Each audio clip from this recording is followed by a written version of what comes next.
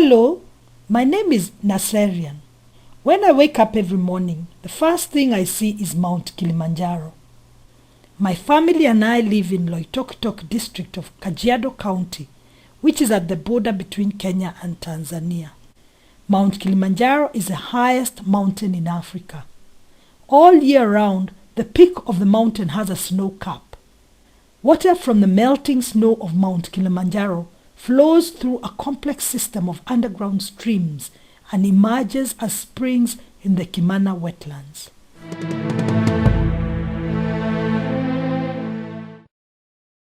The Kimana wetlands are a major lifeline in this area that is semi-arid and supports the various livelihoods of pastoralists, farmers, and diverse and abundant wildlife that in turn supports a thriving tourism industry. However, there is urgent need to look after the precious water resources because they are becoming scarce and resulting in more competition between the various land uses. Experts are warning that due to the effects of climate change, Mount Kilimanjaro is losing its snow cap at an alarming rate. This means that in future there will be even less water. Conserving and restoring the wetlands of Kimana is one of the major concerns of the Noomayianat Community Development Organization.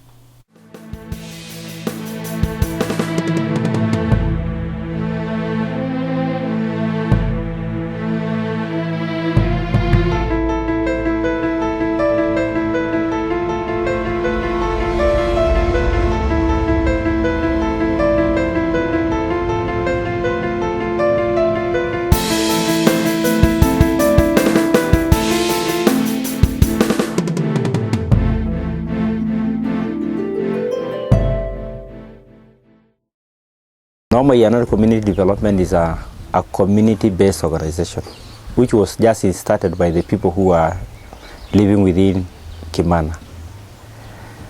Basically, before I go to exactly the establishment of the organization, first I left school first because of moralism.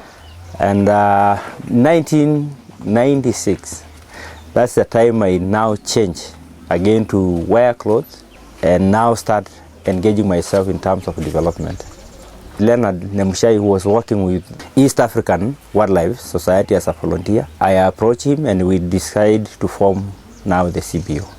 The CBO is a community-based organization, and here we thought it is good to form it. We have been seeing that people are coming from far and establish projects and go. But we thought somebody who is living within the community, knows the dynamics of the community, and also knows how to approach partners. Then we decided we have that capability of doing those things. Then we decided to form that organization.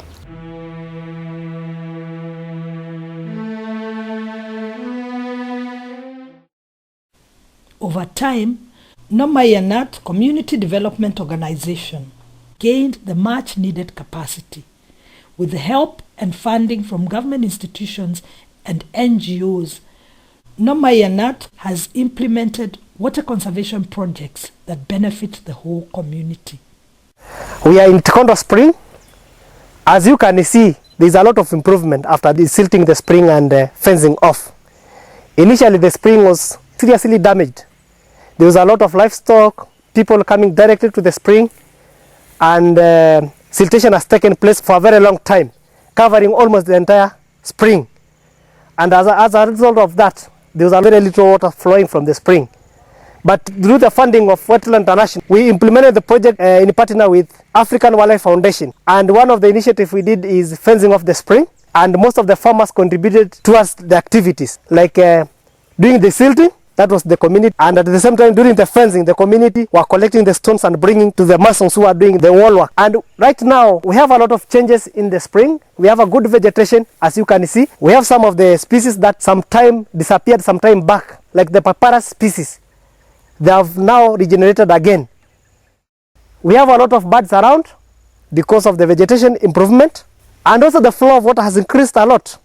So we are covering some more community members by getting enough water as compared to some 4 years back. So this project has really improved the livelihood of the community by getting enough water and increasing the agricultural activities. Sasa kuingia ni sisi tasema ngoja tunakota mawe na sasa sisi tasota maji hapo kupandisha watu wanakoroga simiti ni sisi tu tutapandisha maji. Sasa hiyo kazi ni sisi imeendelea na mafundi mpaka namalizika. Kusoma watu wa Amerikania nasema sitaki maji yetu aibi na nini.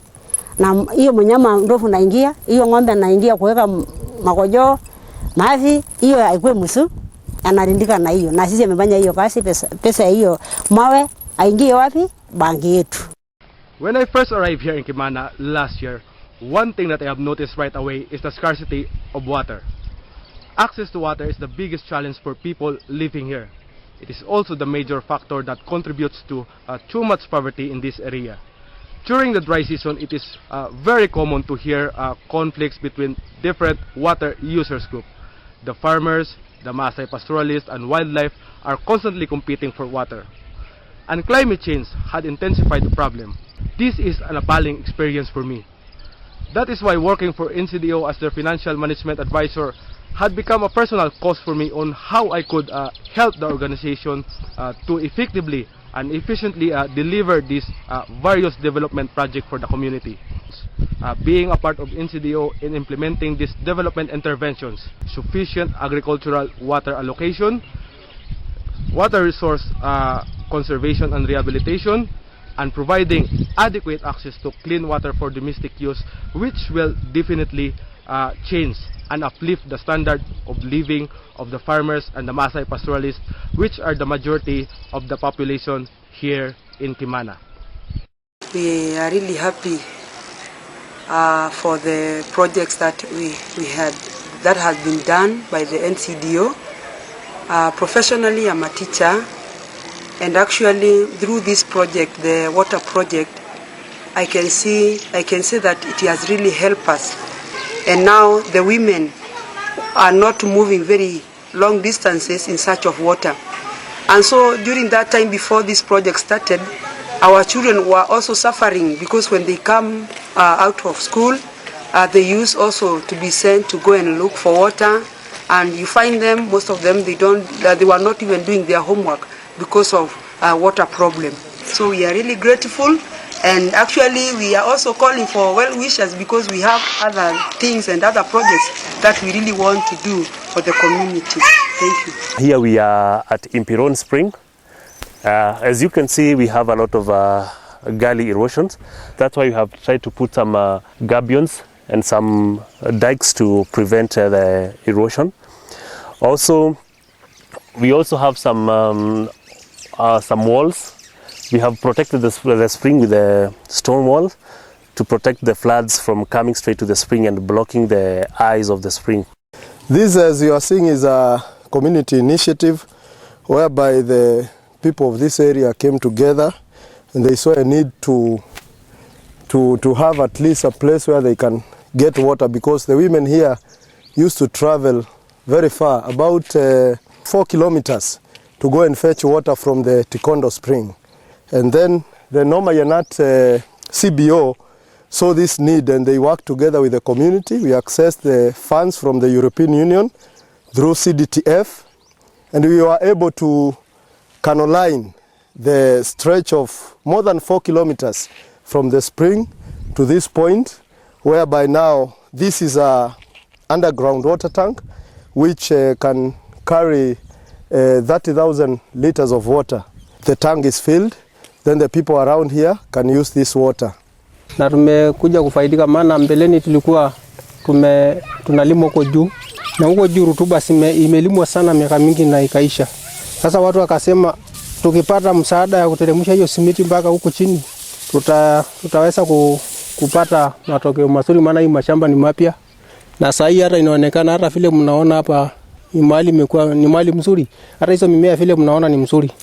Kwa hiyo sasa hii tunaona kama tunapata faida, maana hata samani hatukuwa tunapata hii faida.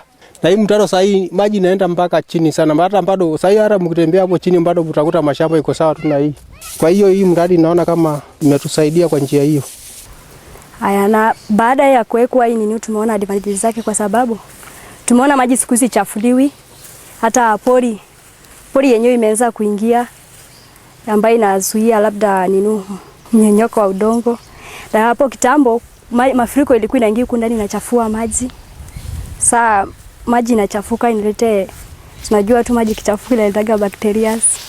Si tunalimaga na mtaro ya maji kutoka sehemu na ndio tunakusa naye machungwa na nyanya na vitunguu mpaka mbasi mpaka kabishi. Kwa hivyo hapa Kimana wakulima wanalimaga vitu kama hizo. Kwa hivyo kazi yetu inakuwa ni hiyo, na hii soko ni soko kubwa na tunatarajia mafanikio zaidi kama mvua ingekuwa imenyesha.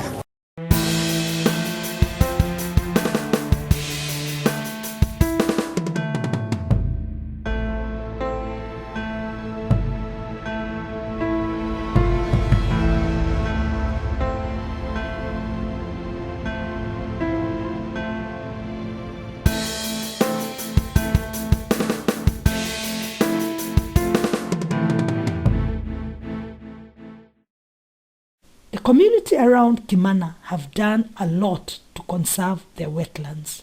However, there is still a lot that needs to be done. Hapa ni elerai chemchemi na hii maji ndio ni safi na inatusaidia kwa sababu ni safi na tunakunywa, lakini shida kubwa ni kwamba ng'ombe zikija zikitembelea maji lazima tuongojee iwe safi ndio tuchote maji, na ni mzuri kwa sababu maji ni safi na chemchemu inapitisha maji, lakini kama ingezungushiwa tungekuwa tunapata sisi kama wananchi wa kawaida tupate maji mahali inafaa kuchoteka na pawe pasafi. Ng'ombe ziwe zinapita mahali panapostahili na wananchi wanapata mahali panapostahili maji safi. Hiyo ndio shida yetu kubwa. Kama ingezungushiwa ingekuwa faida kubwa kwetu sisi wananchi. Niko katika darasa la 6 naelekea la 7. Nilikuwa nataka hivi tuwekewe fence, tuwekewe mahali pa kuoga, tuwekewe mahali ng'ombe itakunywa nayo maji, na mahali sasa watu watafulia nguo, ng'ombe iache kanyaga hivi.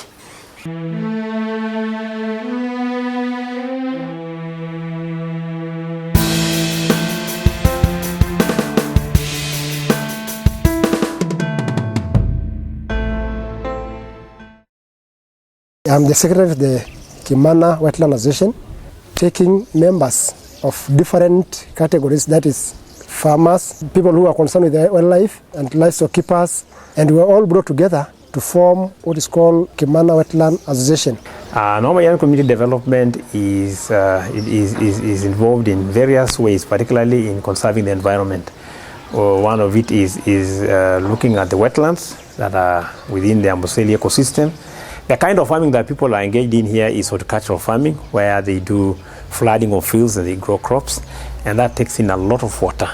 So we've been having discussions with government departments, the Ministry of Agriculture and the Ministry of Water, on how to be able to introduce technologies that would be used more effectively in not requiring a lot of water to do farming. For example, there are issues of drip irrigation which were discussed recently, and it's a kind of farming technology that does not require a lot of water like what we are practicing at the moment. And so although that's an expensive venture, it's something new to the farmers, and it's going to take a while for the farmers to adapt that kind of farming systems. But I think it's a way forward in the future when we are seeing the diminishing quantities of water as a result of the climate change, diminishing snow within the mountain. And so we are saying that could be a way forward. It's going to be gradual. We are going to move people from one phase to another one as we introduce this technology, which is more water conserving, yet you have a lot of produce from the farm. If there's sources of funding that can be able to help sensitization of communities to be able to understand and adapt these changes that we are bringing in to be able to conserve the wetlands, then that's going to be a welcome idea